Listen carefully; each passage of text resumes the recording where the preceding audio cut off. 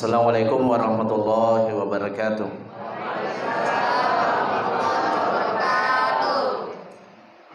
Alhamdulillahilladzi bi ni'matihi tatimmus shalihat. Asyhadu an la ilaha illallah wahdahu la syarikalah wa asyhadu anna Muhammadan abduhu wa rasuluh. Allahumma salli ala Muhammad wa ala alihi wa ashabihi wa man tabi'ahum bi ihsanin ila yaumiddin. Maba'ad, bapak-bapak, ibu-ibu sekalian yang semoga sama-sama dirahmati oleh Allah Subhanahu wa taala. Tentu senantiasa kita memuji Allah Subhanahu wa taala dengan segala nikmat dan karunia yang telah Allah Subhanahu wa taala berikan kepada kita. Demikian juga senantiasa kita bersalawat kepada diri Nabi kita, Nabiullah Muhammad sallallahu alaihi wasallam. Semoga salam dan keselamatan senantiasa tercurah pada diri, keluarga beliau, sahabat-sahabat beliau radhiyallahu anhum ajma'in, dan kepada kita umat beliau yang senantiasa istiqamah mengikuti ajaran beliau. Bapak Ibu sekalian yang semoga dirahmati Allah Subhanahu wa taala, ada sahabat pernah masuk ke dalam masjid. Disebutkan di dalam hadis yang sahih, hadis yang diriwayatkan oleh Imam 7 perawi, 7 as-sab'ah, rawahus sab'ah, diriwayatkan oleh 7 perawi hadis, di antaranya Bukhari, Muslim. Ya. Ada sahabat, ya, dakhala Rasulullah sallallahu alaihi wasallam ilal masjid wa dakhala rajulun fasalla. Ya. Nabi masuk ke dalam masjid, kemudian ada laki-laki juga yang masuk ke dalam masjid. Ya. Disebutkan laki-laki ini adalah seorang sahabat yang bernama Khalid bin Rabi'ah. Kemudian dia salat. Tapi Nabi memperhatikan dia salat. Ya. Kemudian setelah selesai salat, datang dia menghadap kepada Nabi fasallama. Ya, dia bersalam kepada Nabi. Jadi itu adabnya para sahabat kepada Rasulullah sallallahu alaihi wasallam. Begitu lihat Nabi dia tidak menunda waktu. Begitu selesai salam, dia datang menghadap kepada Nabi. Nabi senyum-senyum. Lalu beliau sallallahu alaihi wasallam bersabda, "Irji' fa shalli fa innaka lam tusalli." Ya, disuruh kembali kau salat. Ulangi salatmu karena kamu belum salat. Ya. Maka fa shalla. Ya. Kemudian dia kembali salat sebagaimana salatnya yang tadi dengan tata caranya. Masih tata cara yang sama. Lalu setelah itu datang lagi ke Nabi. Irji' fasalli fa innaka lam tusalli. Ya. Disuruh kembali kau belum salat. Ya. Kamu belum salat. Andaikan Rasulullah sallallahu alaihi wasallam menganggap ini kurang sempurna saja, maka tidak perlu dia ulangi. Tapi ini memang salatnya batal. Makanya para ulama itu memberi nama hadis ini adalah dengan musi'u salatuhu, orang yang rusak salatnya. Jadi orang yang rusak salatnya itu harus dia ulangi. Ya. Bukan berkurang. Andaikan cuma kurang saja nilainya, maksudnya pahalanya, maka Nabi tidak perlu menyuruh mengulangi. Tapi memang rusak. Karena rusak, maka Nabi suruh ulangi. Jadi apa yang rusak kan tidak bisa dipakai kan? Apa yang rusak tidak diterima. Disuruh lagi sampai 3 kali. Ketiga kalinya datang lagi ke Nabi. Ya. Nabi bilang irji fasalli fa innaka lam tusalli. Kembali kau salat lagi. Lalu dia mengatakan, kalau orang Makassar bilang, ampun mak wahai Nabi. Ya. Saya tidak bisa lagi melakukan selain daripada apa yang saya lakukan itu. Fa'allimni. Maka orang yang baik itu ajarkan saya. Tidak bilang, sudah mi. Karena tidak ada mi, ku tahu dari dulu begitu saya salatku. Ya kan? Tidak boleh begitu. Jadi kalau ada orang diingatkan, maka yang terbaik itu jika kemampuanku kodong. Dari dulu kuliah itu mamaku salat begitu. Ya tapi salah bilang kalau begitu yang mana benar. Begitu para sahabat ini mengatakan Ya, tidak ada lagi yang saya tahu cara salat itu selain seperti itu wahai Rasulullah. Maka Rasulullah sallallahu alaihi wasallam mengatakan orang yang salat nanti akan kita bacakan, ya pelajari di dalam kitab Bulughul Maram. Jadi kita akan menggunakan satu kitab yang bernama Bulughul Maram. Mulai dari kita belajar tentang air, bagaimana itu air. Karena kadang-kadang juga kita ini kan tidak tahu hukum-hukum tentang air, ya. Hukum tentang air. Ya. Sebentar kita kasus tentang air, sebentar lagi. Jadi setelah itu Nabi mengatakan, para ulama mengatakan orang ini itu kenapa disuruh mengulangi salatnya itu karena tidak tumak nina di dalam salat. Tahu ki apa yang dimaksud tumak nina? Tidak tenang. Tidak tenang. Yang mana tidak tenang? Yang mana maksud tidak tenang? Ya. Yang dimaksud tenang itu sempurna gerakan dilakukan. Ya. Makanya Nabi mengatakan seburuk-buruk manusia yang mencuri adalah orang yang mencuri di dalam salat. Ya. Para sahabat heran, ada ke orang yang mencuri dalam salat wahai Nabi? Ada. Ada. Ya. Yang mencuri salat itu adalah orang yang tidak tumaknina di dalam salat, tidak menyempurnakan gerakan-gerakannya di dalam salat. Makanya Nabi mengatakan, mengajari dia, kalau kamu salat maka fa'asbigil wudu. Ya. Nabi tidak mengatakan fal yatawadda, maka berwudulah. Karena berwudu itu belum tentu ada orang berwudu sempurna. Maka Nabi mengatakan idza qumta ila salati fa asbigil wudu. Kalau kamu hendak melaksanakan salat, sempurnakan wudu, jangan asal wudu gitu. Ya. Jadi ada orang biasa kadang-kadang berwudu tidak sempurna. Tidak menyentuh seluruh, tidak terkena air seluruh apa yang harus kena air. Sementara Nabi itu sebesar uang ya 1000 koin, 1000 saja disuruh keluar.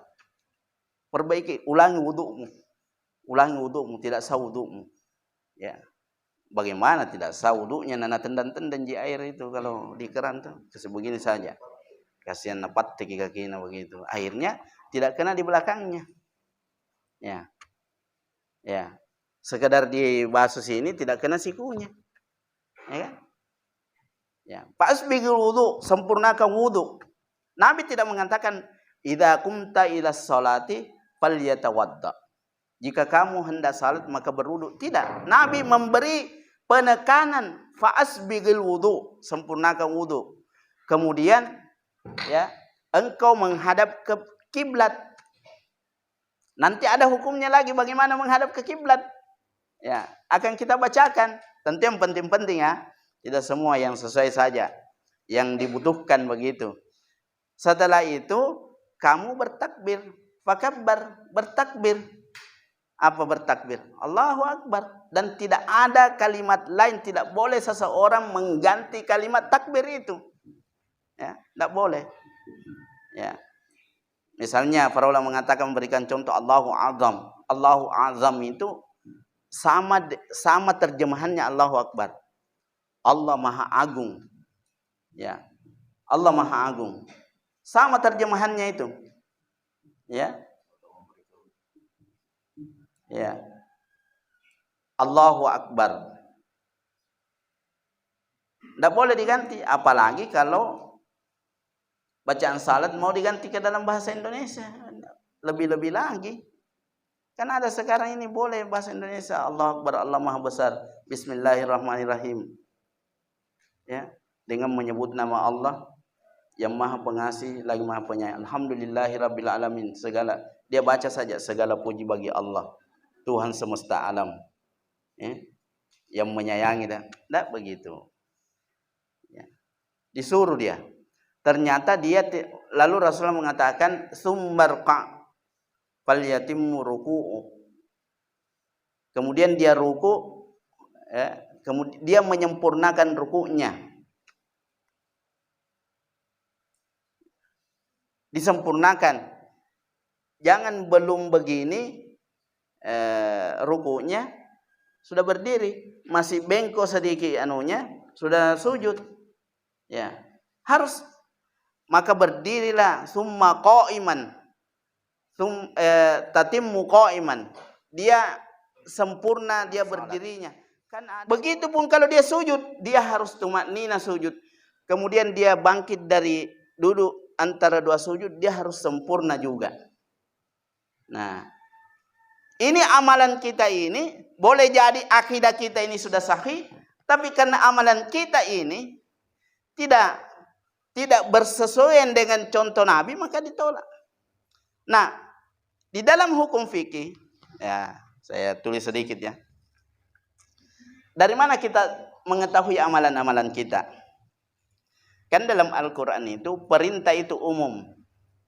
Ya, kalau dalam Al-Quran itu perintah aqimis shalah wa atuz zakah. Begitu Pak ya? Kita baca. Pernah kita lihat tata cara salat disebutkan di dalam Al-Quran? Tidak ada. Pernah kita membaca di dalam Al-Quran pembagian-pembagian zakat? Tidak. Perintahnya umum. Jadi ibaratnya hadis-hadis Rasulullah SAW itu adalah juknisnya perintah dari Allah Subhanahu. Ya, petunjuk teknisnya. Jadi kalau kita bicara amal itu pasti bicara hadis.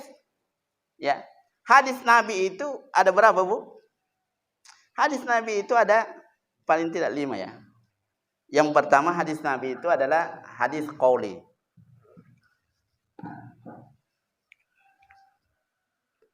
Namanya hadis qauli. Maksudnya ucapannya Nabi. Ya. Dia ucapan. Jadi hadis itu semua apa yang diucapkan oleh Nabi. Amalan-amalan kita itu bersumber diantaranya dari ucapan Nabi. Ya. Yang kedua ada namanya hadis fi'li. Ya, hadis fi'li. Ya.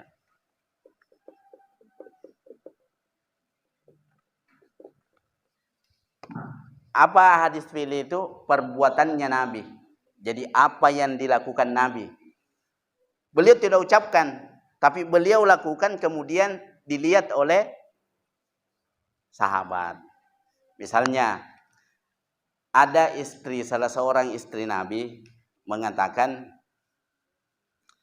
di antara doa yang tidak pernah ditinggalkan Ummu Salamah radhiyallahu anha. Di antara doa yang tidak pernah ditinggalkan Nabi di setiap harinya. Di setiap pagi itu Nabi membaca apa Pak? Allahumma inni as'aluka ilman nafi'ah wa rizqan thayyiba wa amalan mutaqabbala. Jadi itu hadis fi'li.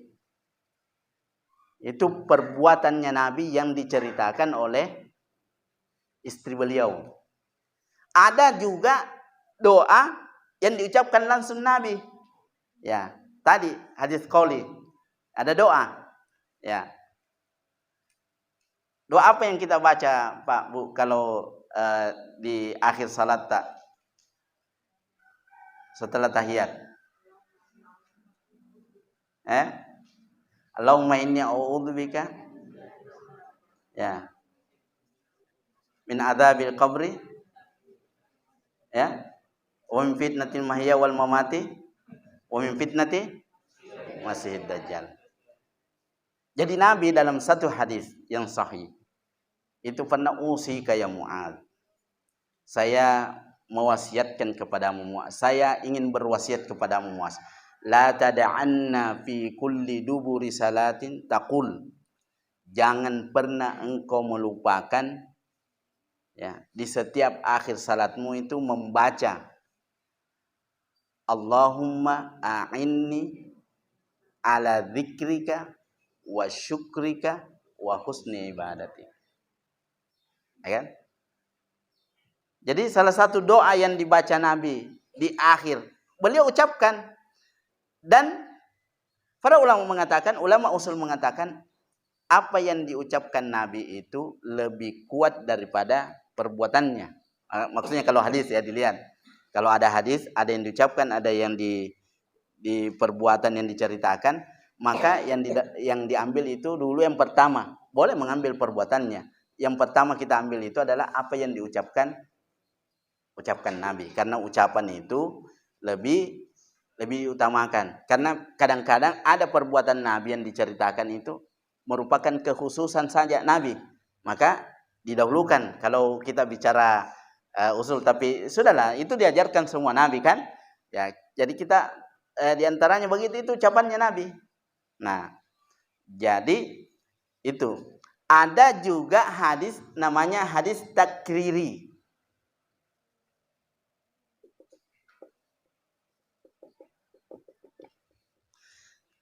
Jadi apa yang didiamkan oleh Nabi itu menurut ulama usul itu hukum juga, maksudnya didiamkan oleh Nabi. Apa contohnya? Contohnya adalah ketika Nabi suatu pagi tanya Bilal, apa yang engkau laksanakan sehingga apa yang engkau rutinkan? Ya, kira-kira amalan apa yang engkau rutinkan itu sehingga saya mendengar semalam terumpahmu di surga. Ya kan? Lalu Nabi Bilal mengatakan, "Ya Rasulullah, aku tidak pernah meninggalkan 2 rakaat salat 2 rakaat setelah saya berwudu." Ya. Lalu Nabi mengatakan, "Oh, pantas saya dengar." Tapi Nabi kan itu perbuatan sahabat, bukan perbuatan Nabi. Tapi Nabi diamkan. Maksudnya tidak menyuruh sahabat yang lain, tidak juga melarang. Ya. Nabi diamkan. Maksudnya itu namanya takrir. Apa yang didiamkan oleh Nabi. Ya. Apa yang didiamkan oleh Nabi. Maka itu takrir namanya. Nabi tidak suruh, Nabi tidak perintah, tapi sahabat lakukan. Ya, itu takrir namanya. Dan itu boleh dilaksanakan karena Nabi tidak larang. Ya, dan ada sahabat yang melaksanakannya. Ya, ada beberapa contoh sih. Misalnya dalam hal makan. Nah, para sahabat dulu Nabi pernah berjalan ke kampung sahabat. Di situ makanan kesukaan orang itu adalah dob. Apa itu? Sejenis puarang tapi digurun. Dia tidak makan bangkai. Ya, kayak iguana modelnya itu. Kalau orang Kalimantan mengatakan terenggiling. Kan terenggiling itu kan di pohon-pohon saja makan itu. Makan serangga apa segala, ya kan? Makan semut, makan apa, kalau ada sarang apa dia makan gitu. Sarang serangga, terenggiling. Katanya itu bergulung. Sejenis itu. Sahabat itu makan, menuangkan, menghidangkan ke Rasulullah sallallahu alaihi wasallam. Makan enak sekali kan, makanan khas gitu ya. Sama kalau kita di Jeneponto kan di antara kita ini ada yang misalnya tidak masih belum suka daging daging kuda. Sementara orang kalau makan di sana lahap betul. Tapi kita tidak makan misalnya, ya kan? Nabi, sahabat makan lahap itu, gantala terenggiling misalnya ya. Lalu dilihat sahabat merasa tidak nyaman kan. Nabi kalau ada yang tidak suka berarti jangan-jangan ini dilarang, ya kan? Jangan-jangan ini dilarang ini. Ya. Lalu sahabat tanya, "Ya Rasulullah, kenapa engkau tidak makan ini? Maksudnya dob ini yang kami hidangkan ini.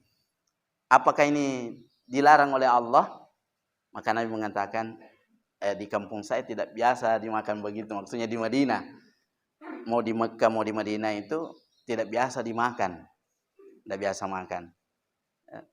Nah, karena Nabi tidak makan itu didiamkan begitu, tidak makan berarti boleh. Ya kan?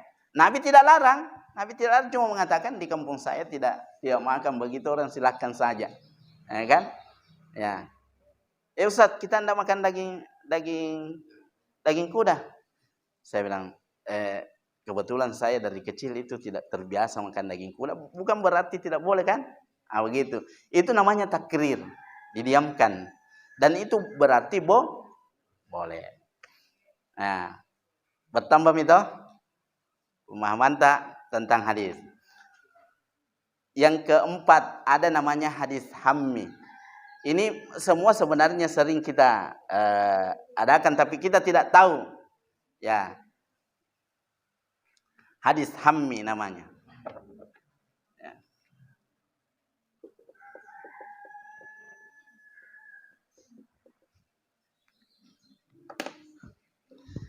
Hadis di mana Nabi mau melakukan tapi tidak sempat beliau lakukan.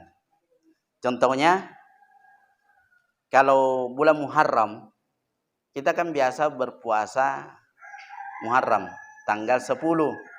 Ya, tanggal 10. Jadi Nabi suruh. Jadi ketika ditanya apa faedahnya puasa 10 Muharram, ya, diampuni dosa setahun yang lalu. Ya. Lalu ada sahabat yang mengatakan, "Ya Rasulullah, orang Yahudi itu berpuasa juga tanggal 10 Muharram ini, puasa Asyura juga. Karena mereka memperingati diselamatkannya Musa dari kejaran Fir'aun." Oh iya kah? Kalau begitu nanti tahun depan di tanggal 9 kita puasa di tanggal 9 ya. Nah, tapi tidak sampai tahun itu Nabi meninggal. Ya. Tidak sampai tahun itu Nabi meninggal. Jadi Nabi itu tidak pernah melaksanakan puasa 9 Zulhijjah. Ya, puasa Tasu'a namanya. Ya. Karena Tasu'a itu tis'ah, 9 itu tis'ah.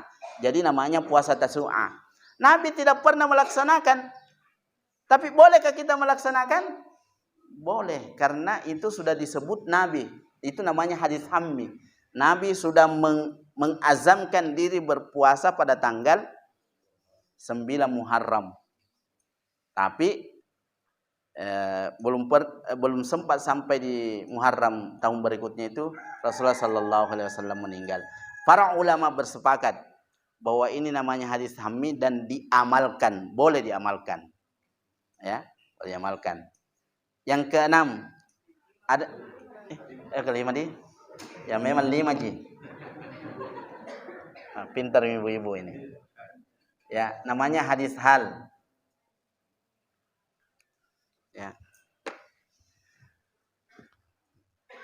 Hadis hal itu adalah hal-hal yang terkait dengan fisik beliau, keadaan beliau. Nah, Nabi itu rambutnya segini, ya kan? Nabi itu kalau begini-begini pakaiannya. Nah, semua itu adalah keadaan Nabi, diceritakan keadaan Nabi, dan boleh orang melaksanakan, ya, boleh orang mengkondisikan dirinya seperti Nabi. Hukum-hukum yang beginilah, hadis-hadis ini itulah yang kemudian dikeluarkan hukumnya oleh para ulama, kemudian disebut dengan ilmu fikih. Ya, ini pengantarnya. Ya. Jadi karena hadis-hadis itu ada hukum-hukum yang terkait, ya, ada perintah. Jadi hadis itu kan ada perintah dan ada larangan. Perintah itu bisa jadi ada yang wajib. Jadi kalau hadis kan begitu. Kalau hadis ini biasa kadang-kadang ada yang dimuat dalam hadis itu ada perintah. Ya. Perintah itu terbagi lagi hukumnya dan dibicarakan di dalam ilmu fikih. Ya.